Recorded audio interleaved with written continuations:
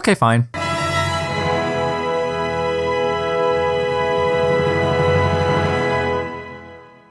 Well, here we are. The long-requested review of Walking with Cavemen, the often forgotten installment of the Walking With series. Released in 2003, right in between Chased by Dinosaurs and Chased by Sea Monsters, Walking with Cavemen continues the formula that was set up by the previous installments of the Walking With series, where it shows us the lives of different prehistoric creatures, which in this documentary just so happen to be ancient human relatives. And throughout the documentary, we see the evolution from apes who are no different from something like chimpanzees, to the first inklings of human behaviors, and then finally to modern humans. This concept seems so natural for the Walking With series. Obviously, with dinosaurs and mammals being talked about already, one of the next logical steps would be the idea of talking about human evolution. This was something that was already talked about in Walking with Beasts, but that was only really for like one episode, with a few more little inklings being dropped in the final episode of that series. Walking with Cavemen goes all in on the concept, showcasing numerous species of humans in that classic Walking with style, while simultaneously shaking up the formula quite a bit from the previous two installments in the mainline series. And I gotta say, I was quite impressed with Walking with Cavemen for many different reasons, which we will all get into right now. First, let's get into all the new changes that this series made, and there are quite a few of them. The first and biggest thing I gotta mention is the fact that costumes and makeup were used to portray the different human species. I stated in my review of Walking with Beasts that the way that the Australopithecus were portrayed was not convincing at all. The CGI just did not work for me, and I thought that if the team were to use guys in suits that the effect would be a lot more convincing. And to the surprise of literally no one, it does. All the ape suits that are used in the show look really good, especially those for apes such as the Boisei and Habilis. The suit actors also do a great job with their performances, making sure to put all the human traits into their performances while still making them feel like apes. The actual suits themselves also look great. They are very well detailed and they never once give off the impression that these are suits. If there is one thing I do have to complain about, it would be the fact that the performances of the suit actors could lean a lot less human. Like, I get the point that these apes are slowly evolving into a more human form, but I definitely think that the more ape-like qualities could have been expressed, especially early on. One thing that I will credit to Walking with Beasts is that the way that the Australopithecus were animated gives them a great balance of being both ape and human at the same time. It was something that was worked on quite a bit, and I think that it paid off. This is not to say that the suit actors themselves did a bad job though. They obviously still play the roles quite well, and for being placed smack dab in the middle of the African savanna with extremely high temperatures, I'm more than impressed with how these costumes turned out. The same also applies to the makeup that is used on the later human species. It honestly gets to a point where you don't even think about how these people are just guys in makeup. You really believe that these are the species of human that they are meant to be portraying. I'm sure that this was a much easier process to do considering the team already had experience with cavemen back in Walking with Beasts, but it's still impressive regardless. The practical effects are undeniably where the show shines because many of the other effects don't really hold up that all. There are a lot of green screen shots that are used and they have not aged well at all. You can just tell that many of the animals that are shown are not really there, and the really strange part is that it's all either live action animals or shots of the host, who we'll get to in a minute. Any shot that involves CGI animals from Walking with Beasts that are not just carryovers do actually look pretty good and even on par with its predecessor. There are also plenty of shots that look like they came straight out of an early 2000s music video. Like, is Homo Ergaster about to drop his new hit single or what? It's a weird thing that happens every so often and it doesn't work for me. So overall, I'd say that the effects in this show are pretty great, with only a few hiccups here and there, so pretty much on par with the rest of the Walking With series. One other thing that is pretty different from the previous Walking With installments is the brand new host/narrator. Instead of having Kenneth Branagh or Nigel Marven, instead we have Robert Winston, who is a lot of different things. And I gotta say, I actually really enjoyed him as a narrator. He definitely has a different feel than someone like Marvin or Branagh, while still feeling like a classic Walking With narrator. While we're on the subject of narrators, I don't usually delve into the US dubs of these shows, but I just want to talk about this one detail that I learned a while ago because I think it's interesting. Apparently, the original US version of Walking with Cavemen was going to star Nigel Marven. However, Discovery decided to go with another version that was narrated by Alec Baldwin. And all I gotta say is, why? Man, forget the Megalodon mockumentary. This is the worst thing Discovery has ever done. Hashtag release the Marvin cut.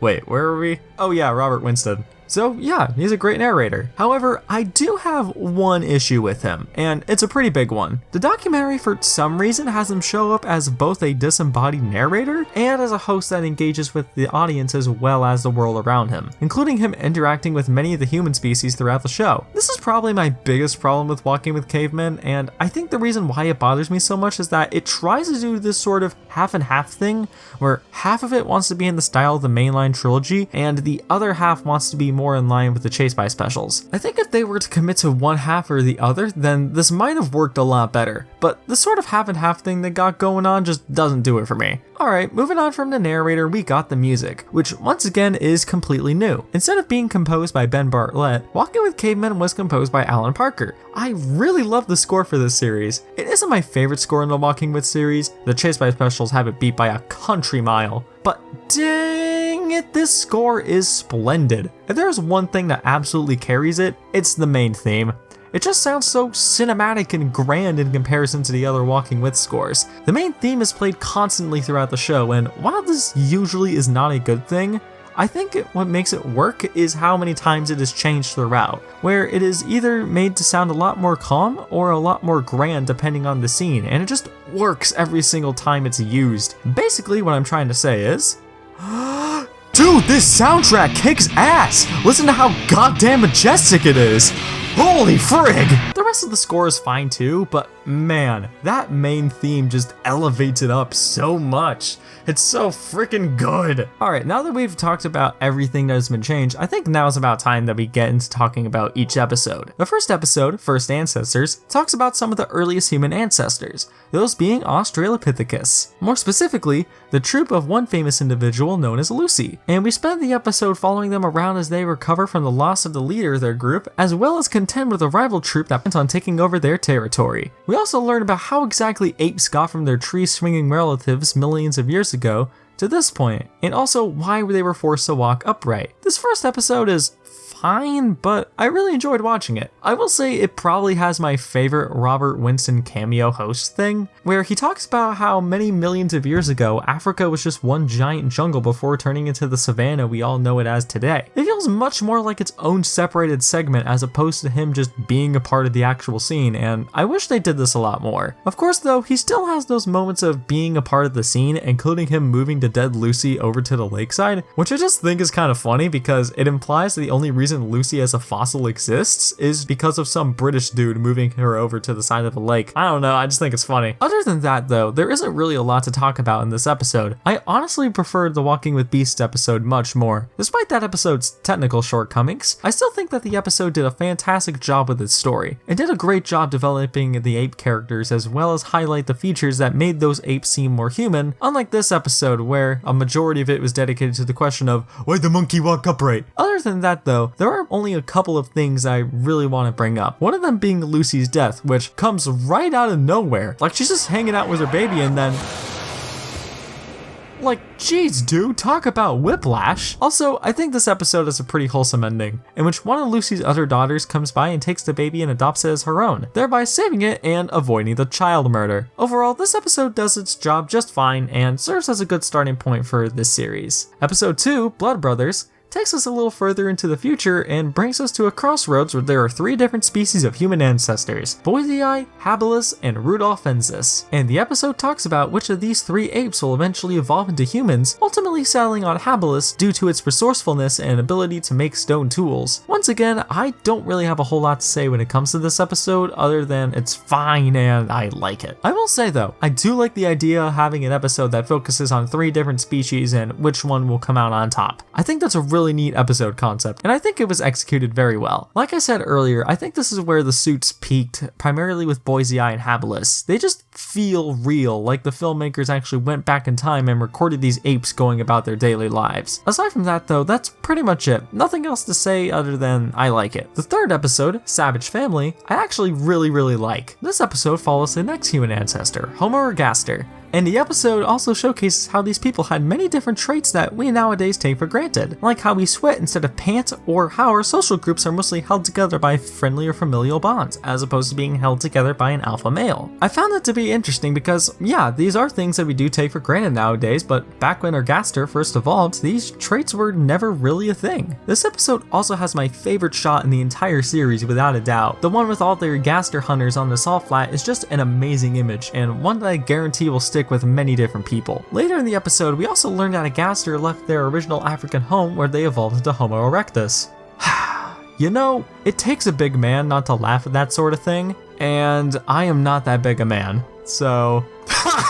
The episode comes to an end with Winston telling us how around this time our ancestors first discovered fire, which is also followed up by a pretty cool scene with numerous different fires lighting up across the landscape. Overall, I'd say this is probably my favorite episode out of the batch because it has the most things I just kind of vibe with, and was also the one that I was just the most engaged with. The fourth and final episode, The Survivors, delves into the final human ancestors, including Heidelbergensis and the Neanderthal, as the episode talks about how our human ancestors gained their imaginations, which is the final step for them to become truly human. This episode is also pretty good. I like the exploration of how humans gain their imagination over time, something that is shown at the very end when a group of people are shown to put an ostrich egg into the ground that contains water, showing how these people have gained the ability to think ahead and think about possible future scenarios. And while earlier human ancestors have been shown to care and love each other deeply, as well as strategize and come up with unique plans for hunting, they can only see the world as it is and not anything beyond that, something that is explained in a pretty thoughtful way in the actual episode. Another thing I really liked about this episode is how we are given an actual story, which focuses on a group of Neanderthals and how they have to search for food so they don't have to travel down south for the winter due to one of them expecting to have a baby soon. It's nothing amazing, but it's a fine enough story for the episode and it kept me engaged. The episode comes to an end with Winston talking about now that humanity has officially evolved, it is now only a matter of when they will come to do many amazing things, which is a great way to wrap up the series. So, to summarize, Walking with Cavemen was another good addition in the Walking Myth series, showcasing great premises, great practical effects, a great soundtrack, and a great new host. I don't know how often I'll revisit Walking with Cavemen when compared to the other Walking with docs, but I will say it was a good watch, and I'm going to give it a 7 out of 10. But as usual, these are just my thoughts and I want to know yours. What do you guys think about Walking with Cavemen? Do you think it's good, trash, or somewhere in between? Be sure to check out all of my social medias and join my Discord server, which are all linked in the description below. Anyways, I'm Sam the Geigen fan, telling you all to wash your hands and, I don't know, become monkey?